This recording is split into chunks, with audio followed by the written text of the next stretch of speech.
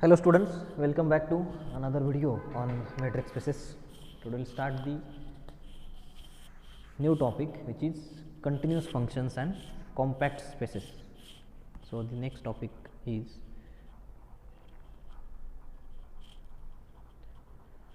continuous functions and compact spaces.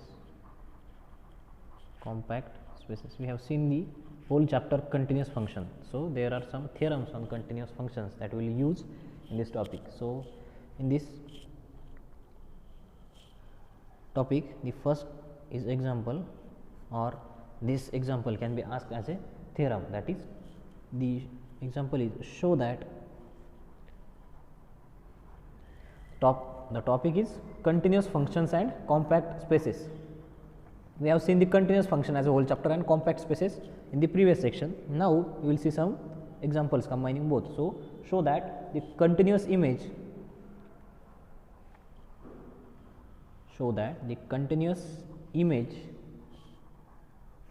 of compact metric space, continuous image of compact metric space is compact metric space is compact. This example can be asked as example, continuous image of compact metric space is compact as a statement. So we will prove or solve this example. Here we have to prove that continuous image of compact metric space is compact. So for the image we need some function. Suppose f is function from x to y is a continuous function, and we have to show that suppose x is compact, then its image f of x is also compact. So let f from x to y be a continuous function,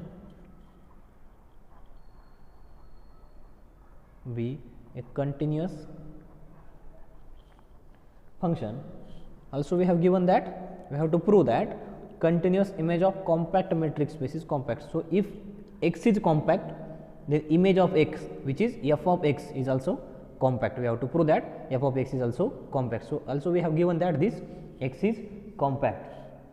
Let x is compact metric space. X is compact metric space. So our claim is image of this compact metric space is compact in y. That is, our claim is f of x is compact. F of x is compact. By definition of compact metric space, we say that any metric space or any subset of metric space is compact if and only if every open cover of that set has a finite subcover. Now we will take one open cover for f of x, and we will prove this open cover of this f of x has some finite subcover. So let the family of ui I belongs to index set be an open cover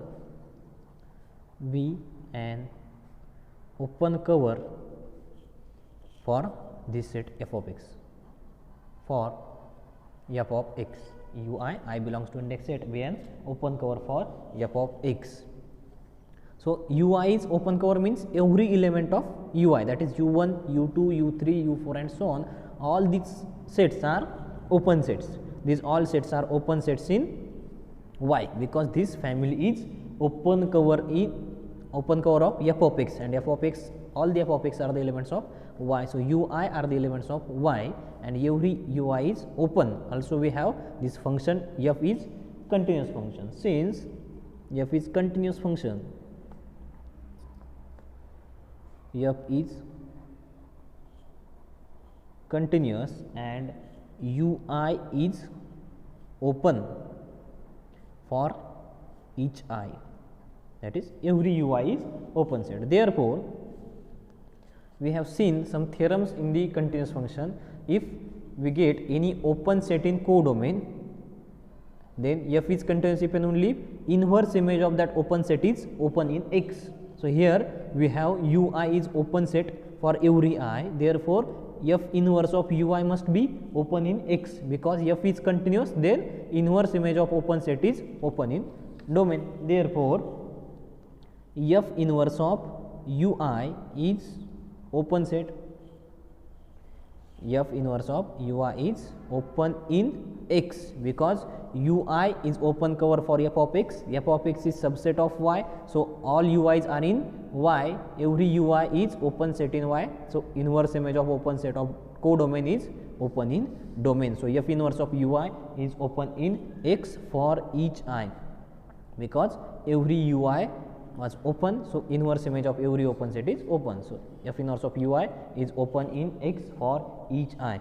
Therefore, so F inverse of ui is open for every I. So if we take this is a family, that is the family of F inverse of ui such that I belongs to index set.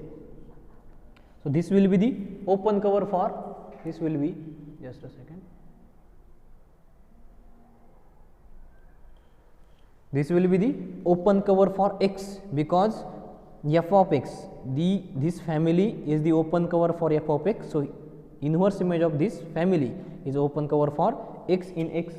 F inverse of ui, I belongs to index set, is an open cover for X, is an open cover for X, but we have X is compact. X is compact means this open cover admits finite subcover. Since X is compact,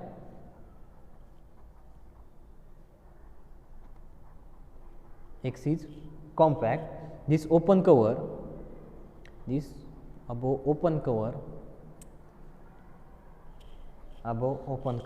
admit a finite subcover,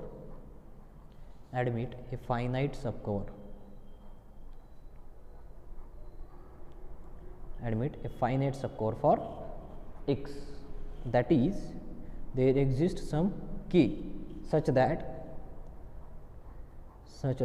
this X is contained in a union of ui's I running from 1 to k, such that this whole X lies inside the union of ui's I running from 1 to k, that is this X is contained in union of finite number of some open intervals. Therefore, this X is contained in union of ui means it's contained in u1 union u2 union up to uk.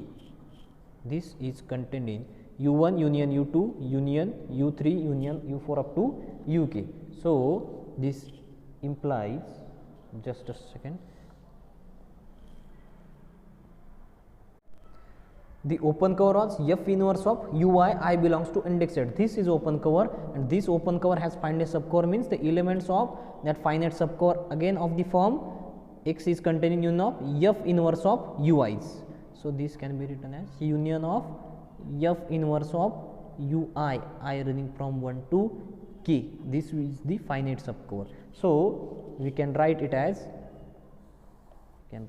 X is contained in F inverse of u1 union F inverse of u2. If we run I from 1 to k, then we get this union up to union of F inverse of uk.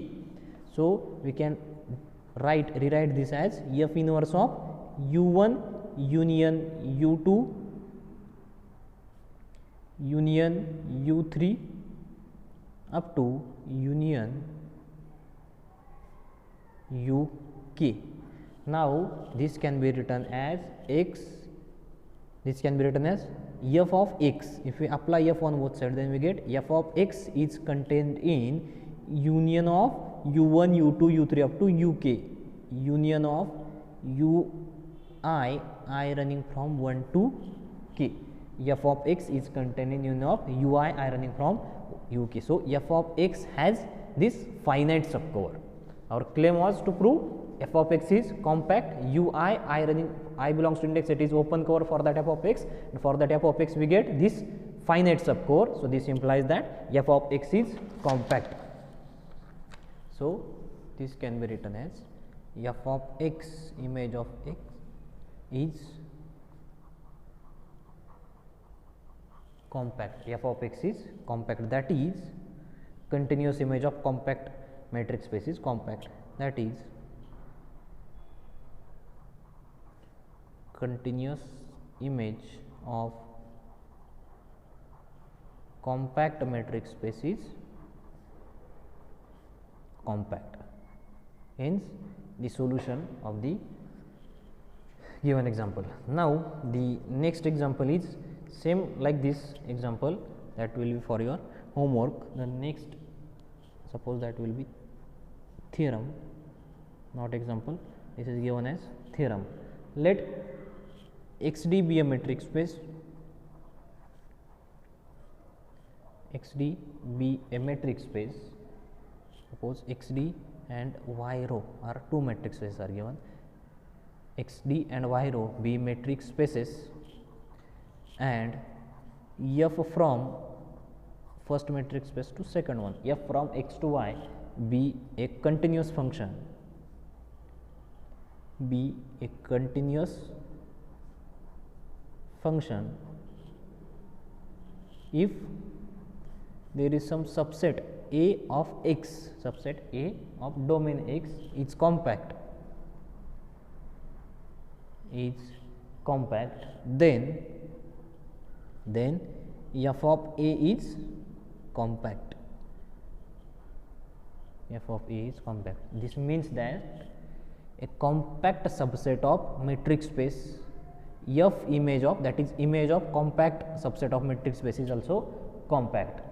So like previous example, here we have given that X to Y is continuous function, and in the previous example we have this X as a compact set. Now here we have given that a subset of X is compact, and we have to prove that image of that subset is also compact. Like previous theorem, previous example, we will write F from X to Y is compact, F from X to Y is continuous function, A from A is subset of X which is compact, A is compact, and we have to prove that F of A is compact. We will take one open cover for F of A. F of A is subset of codomain, that is F of A is the subset of Y. So for F of A we will take one open cover, that is UI I belongs to index set, but every element in that open cover is again open set. F is continuous function, UIs are open in Y, so inverse image of that UIs is also open in X, that is F inverse of UI is open in X. So that family F inverse of UI will be the open cover for A, but A is compact, so that open cover has finite subcover, and that finite subcover, taking F on both sides like previous example, you will get the finite subcover for F of A. This shows that this F of A is compact. This is same like the previous example. So this is for your homework. Now the next theorem is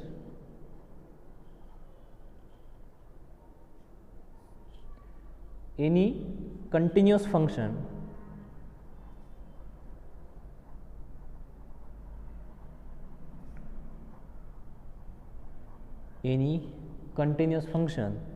from a compact metric space,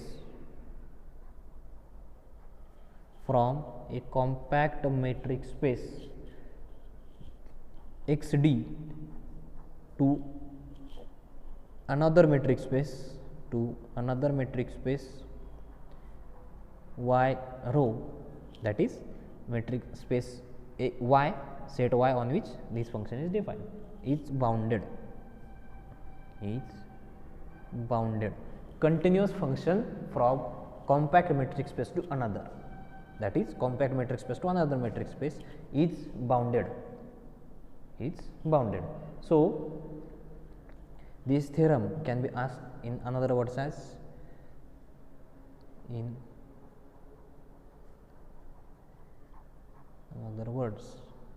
this theorem words can be asked, let XD comma Y row be metric spaces and F from X to Y be continuous function,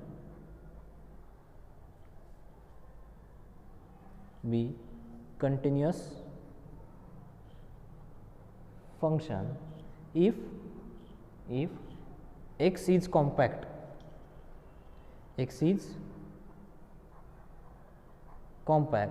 then F of X is bounded. These are two similar statements continuous function from a compact metric space, that is x is compact, then f is continuous function, then that continuous function is bounded, that is if x is bounded and f from x to y is continuous function, then f of x is bounded. F is continuous, x is compact, and f of x is bounded. So this, to prove this theorem, we have some previous, we will use previous theorems. So first of all, we know that here we have given that f from x to y is continuous function and x is compact. So by the first theorem of this lecture, in this video, we have seen that x is compact, then f of x is compact. So we know that continuous image of compact metric space is compact. We know that continuous image of compact metric space is compact. Continuous image of compact metric space is compact. Here x is compact, so f of x will be the compact, and we know that a compact subset of metric space is closed and bounded. So here continuous image of compact metric space is compact, that is f from x to y is continuous function,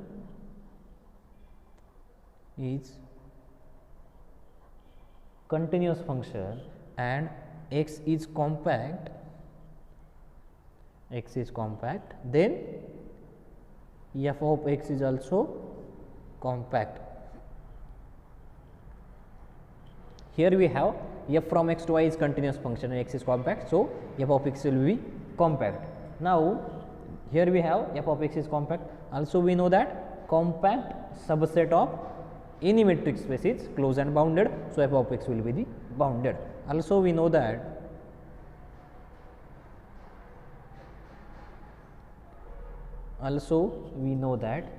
any compact subset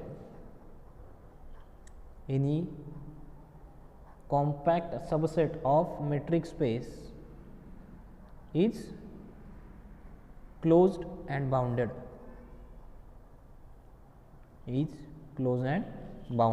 So here f of x is compact subset of metric space y rho, so f of x will be closed and bounded. F of x is closed and bounded. Our claim was f of x is bounded, so we can directly write f of x is bounded, hence the proof of this theorem. So in this theorem we just use the previous two results. First result is continuous image of compact metric space is compact, and the second one is compact subset of metric space is closed and bounded. Now the next theorem is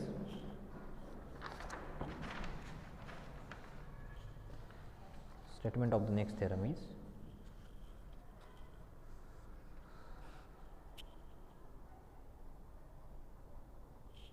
let xd and yd be metric spaces and f from x to y be continuous function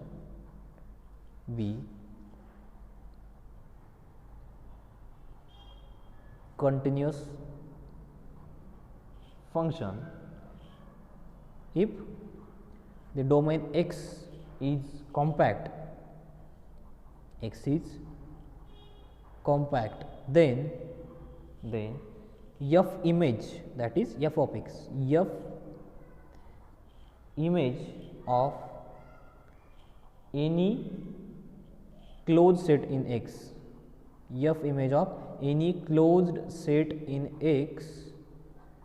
Here we have given that f from x to y is continuous function, x is itself compact, and any f image of any closed set in x is closed in y, f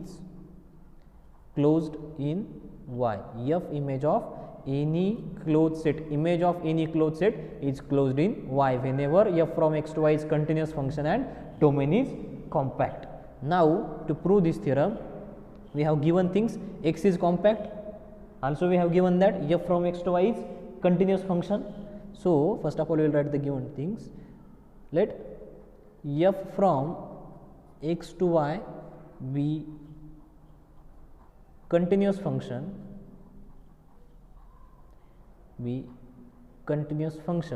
and x is compact.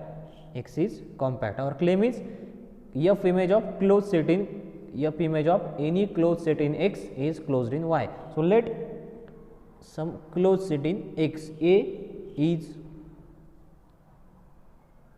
closed set in X, X is closed set in X. Now we have one theorem, closed subset of compact metric space is compact, any closed subset of compact metric space is compact, that we have seen in the previous some videos. By theorem, statement of the theorem is closed subset of compact metric space, closed subset of compact metric space is compact. Using this result, we can write this A is closed subset of compact metric space, so this A is compact. So we can write A is compact, A is compact. Since f is continuous, A is compact, so f of A will be again compact. Since f is continuous,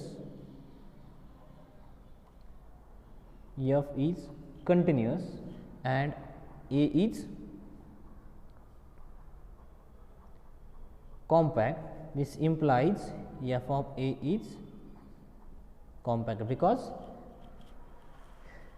we have seen in the previous theorem, that is compact subset of given metric space, f image of compact subset is also compact. So f of A is compact in Y,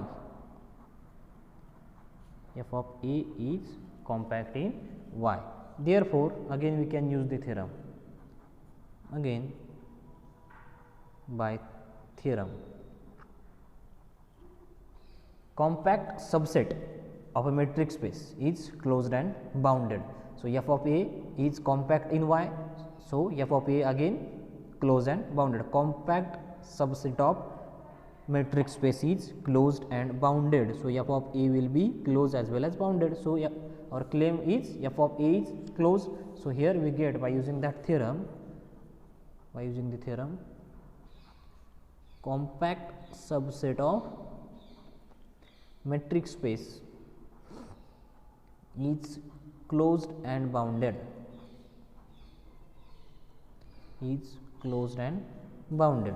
So using this result, we can write f of A is closed, that is the f image of closed set in X is closed in Y, hence the proof.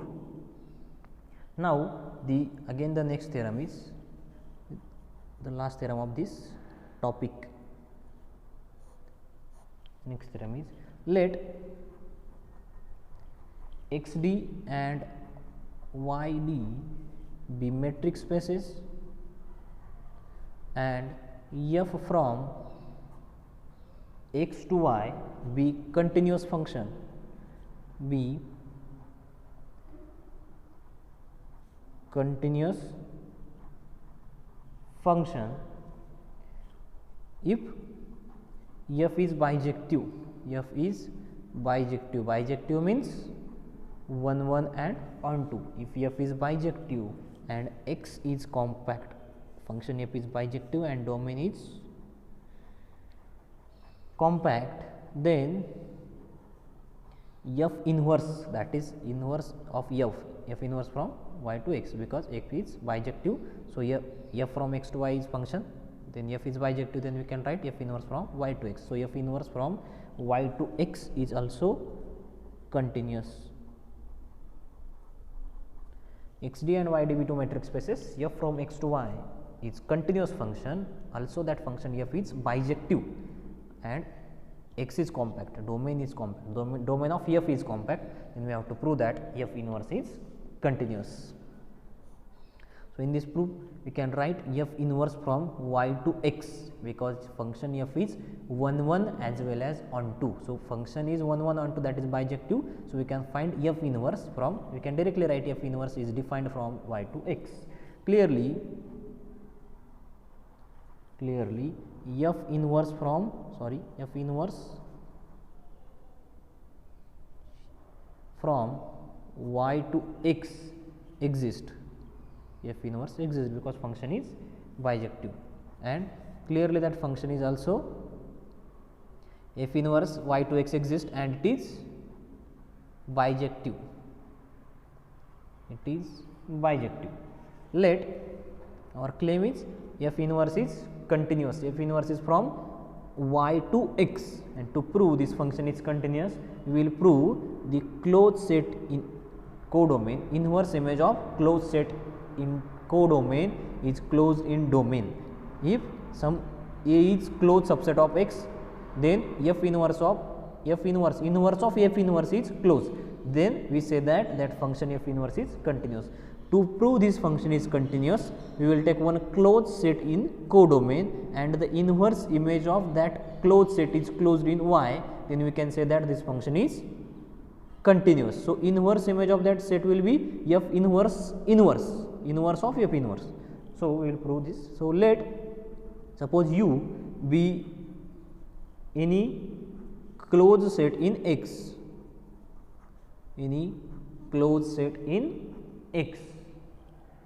and we have f from x to y is continuous function. Here we have f from x to y is continuous function, is continuous function. Also we have x is compact, and this u is closed subset of compact metric space. So we can directly write f of u is compact. Here f inverse from y to x exists, and we have to prove that this f inverse is continuous. To prove f inverse is continuous, we will take one closed set in codomain and we will prove the inverse image of that closed set is closed in y. So inverse image of that closed set is f inverse of f inverse. So we will take one closed set u is closed set in x, but we have f from x to y is continuous function and x is compact. So here u will be the closed set in this domain of f, not f inverse. This u is the closed subset of codomain of f inverse. Again that u becomes closed set in domain of this function f, and this x is compact. So we can directly write f of u is closed by previous theorem, because f image of closed set in x is closed in y if our function f is continuous. Here f is continuous, u is closed subset of domain, that is compact metric space, then its image is compact. So using that result we can write our f from x to y is function f from x to y is continuous. Also we have x is compact, therefore by previous theorem we can write, therefore by above theorem we can write image of that u, f image of closed set in compact metric space is closed. So f of u is closed in y, f of u is closed in y. Our claim is f inverse is continuous, f inverse is continuous. That is, we have to show that, for any closed set, in codomain of f inverse is y. So for any closed set, codomain of f inverse is f inverse from y to x, so codomain will be x. So for any closed set in x, inverse image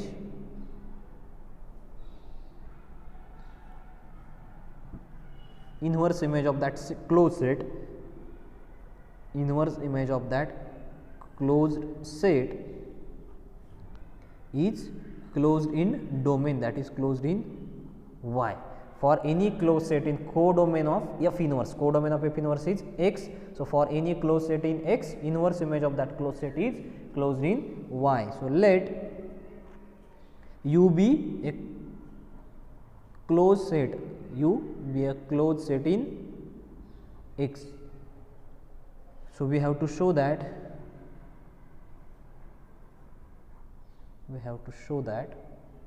inverse image of this U, F inverse image of this U, F inverse of U is closed in Y, because F inverse from Y to X is a function, and to prove inverse image of that F inverse, so inverse of F inverse of U is closed in Y. This is our claim. But F inverse of U is equals to F of U, because F is bijective function. So, F inverse of F inverse of U is equals to F of U, but F of U is closed in Y. Here we have seen that, just a second, here we have seen that F of U is closed in Y. Suppose this is equation number 1. F inverse of F inverse of U is equals to F of U, but from equation 1, therefore, from equation 1, F of U is closed in Y. That is, our claim is proved. That is, we have to prove that this is closed in Y, this is equals to this, and this is closed in Y. So, this is closed, that is, F inverse is continuous. F inverse is continuous function. So, hence the proof of given theorem.